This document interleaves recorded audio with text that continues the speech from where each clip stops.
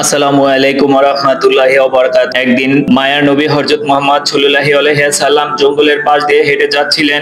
তখন দেখতে পারলেন এক ইহুদি একটি হরিণকে বেঁধে রেখেছে। হরিণটি দয়াল নবীকে দেখার পর সাথে সাথে বলে উঠল, ইয়া রাসূলুল্লাহ, আজ সকালে আমি আমার বাচ্চাদেরকে বাসায় রেখে খাবারের আরোহণের জন্য বের হয়েছিলাম। হে আল্লাহর নবী, এমন সময় ইহুদি আমার সামনে আসে এবং আমাকে বন্দী করে ফেলে সকাল থেকে এখন পর্যন্ত আমাকে বন্দী করে রেখেছে।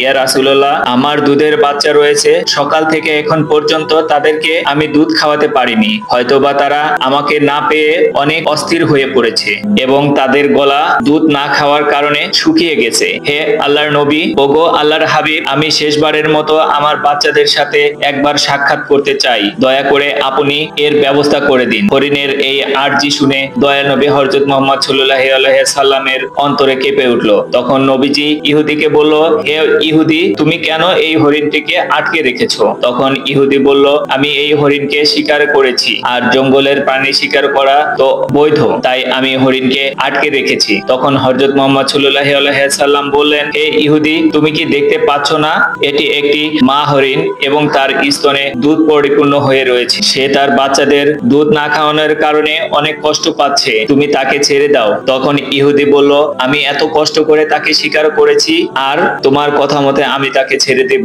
তখন দয়াল নবী হযরত মুহাম্মদ সাল্লাল্লাহু আলাইহি সাল্লাম ওই ইহুদিকে বলল, তুমি তাকে ছেড়ে দাও, সে শেষবারের মতো তার সন্তানের সাথে দেখা করতে চায়। তার সন্তানদের সাথে দেখা করে তাকে দুধ পান করিয়ে সে আবার তোমার কাছে ফিরে আসবে। দয়াল নবীর এই কথা শুনে ইহুদি বলল, বনের হরিণ কি আপনার বাপ দাদার সম্পত্তি নাকি যে তাকে একবার ছেড়ে দিলে সে আবার ফিরে আসবে? এমন কোনো প্রমাণ আছে কি যে শিকার করা প্রাণী আজ পর্যন্ত ফিরে এসেছে? রাসূল সাল্লাল্লাহু আলাইহি সাল্লাম যখন দেখলেন ইহুদি কোনোভাবেই হরিণটিকে ছেড়ে দেওয়ার জন্য রাজি হচ্ছিল না, তখন দয়াল নবী ইহুদিকে বলল, হে ইহুদি, তুমি হরিণটিকে ছেড়ে দাও, তার বিনিময়ে তুমি আমাকে বেঁধে রাখো। হরিণটি যদি না আসে তাহলে তুমি আমাকে সারা জীবন বেঁধে রাখবে। তখন ইহুদি বলল, তাহলে এই কথাই রইল, আমি হরিণটিকে ছেড়ে দিচ্ছি, বিনিময়ে তোমাকে বেঁধে রাখছি। হরিণ যদি ফিরে না আসে তাহলে তোমাকে সারা জীবন মুক্ত দান করব না। অতঃপর ইহুদি হরিণটিকে ছেড়ে দিলেন এবং দয়াল নবী হযরত মুহাম্মদ সাল্লাল্লাহু আলাইহি সাল্লামকে বেঁধে রাখলেন। অতঃপর ছাড়া পেয়ে হরিণটি তাড়াহুড়ো করে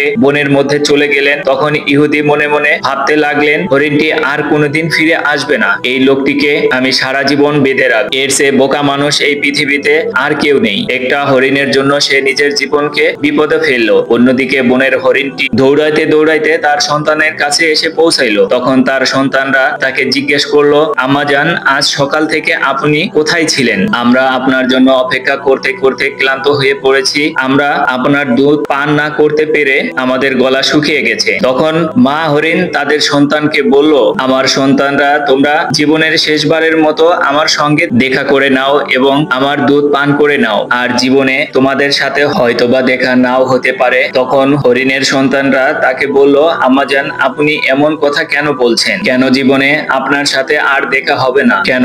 তখন মা হরিণ তাদেরকে বলল, ওহে বাচ্চারা, তোমরা তাড়াতাড়ি করে আমার দুধ পান করো। আজ সকালে যখন আমি খাবার আরোহণের জন্য বের হয়েছিলাম তখন আমাকে এক ইহুদি বন্দী করে ফেলেছিল। অতঃপর মায়ার নবী হযরত মুহাম্মদ সাল্লাল্লাহু আলাইহি সাল্লাম সেই পথ দিয়ে যাচ্ছিলেন। তখন আমি তাকে ডেকে তোমাদের কথা খুলে বললাম এবং তাকে আরো বললাম, ইয়া রাসূলুল্লাহ, আমার সন্তানরা দুধ না খেয়ে পিপাসায় অবস্থায় আমার পথ চেয়ে বসে আছে, আপনি তাদের কাছে যাওয়ার একটা ব্যবস্থা করে দিন। তখন মায়ার নবী হযরত মুহাম্মদ সাল্লাল্লাহু আলাইহি সাল্লাম নিজেকে ইহুদির কাছে জিম্মাদার রেখে তোমাদের কাছে শেষবারের মতো দেখা করার জন্য পাঠিয়েছে। ও আমার সন্তানেরা, নিষ্ঠুর ইহুদি আমার মায়ার নবীকে বেঁধে রেখেছে, তাই তোমরা তাড়াতাড়ি করে আমার দুধ পান করো, আমাকে আবার জলদি যেতে হবে, আমি আমার নবীকে কষ্ট দিতে পারি না। যখন হরিণের সন্তানেরা শুনলো তার মায়ার নবী জিম্মাদার রেখে তাদের সাথে শেষবারের মতো দেখা করার জন্য এবং তাদেরকে দুধ পান করানোর জন্য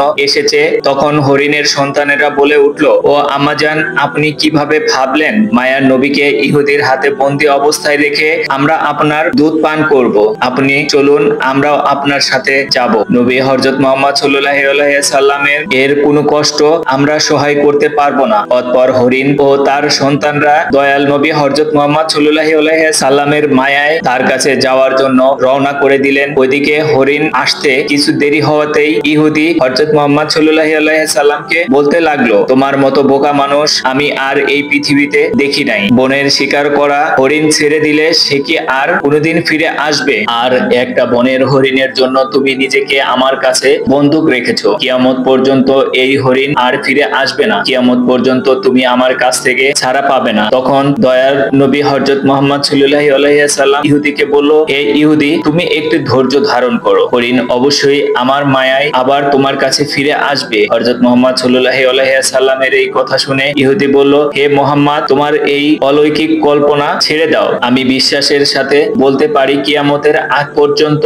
হরিণ আর ফিরে আসবে না। এভাবে কিছুটা সময় কেটে গেল আর ইহুদি মনে মনে ভাবতে লাগলো, মুহাম্মদকে আটকে রেখে বড় রকমের একটা অর্থ তার সঙ্গীদের কাছ থেকে আমি উসুল করে নিতে পারবো। এইভাবে আর কিছু সময় অতিবাহিত হওয়ার পর ইহুদি দেখলো শুধু বনের হরিণ নয়, বনের হরিণের সাথে তার সন্তানরাও ফিরে এসেছে। এই দৃশ্য দেখে ইহুদি অত্যন্ত অবাক হয়ে গেলেন। তখন দয়ার নবী হযরত মুহাম্মদ সাল্লাল্লাহু আলাইহি সাল্লাম হরিণকে জিজ্ঞেস করলেন, ওহে হরিণ, তুমি কেন তোমার সন্তানকে নিয়ে এসেছো? কথা তো ছিল তুমি একাই ফিরে আস। তখন মা হরিণ বলল, ইয়া রাসূলুল্লাহ, আমি যখন আমার সন্তানের কাছে ফিরে গিয়েছিলাম, বললাম মায়ার নবী হযরত মুহাম্মদ সাল্লাল্লাহু আলাইহি সাল্লামকে বন্দী রেখে জিম্বাদারি রেখে ইহুদি আমাকে তোমাদের কাছে জীবনের শেষবারের মতো দেখা করার জন্য পাঠিয়েছে এবং জীবনের শেষবারের মতো দুধ পান করার জন্য পাঠিয়েছে। তখন আমার সন্তানরা বলল, ওহে আম্মাজান, আপনি কিভাবে ভাবলেন মায়ার নবী হযরত মুহাম্মদ সাল্লাল্লাহু আলাইহি সাল্লামকে বেঁধে রেখে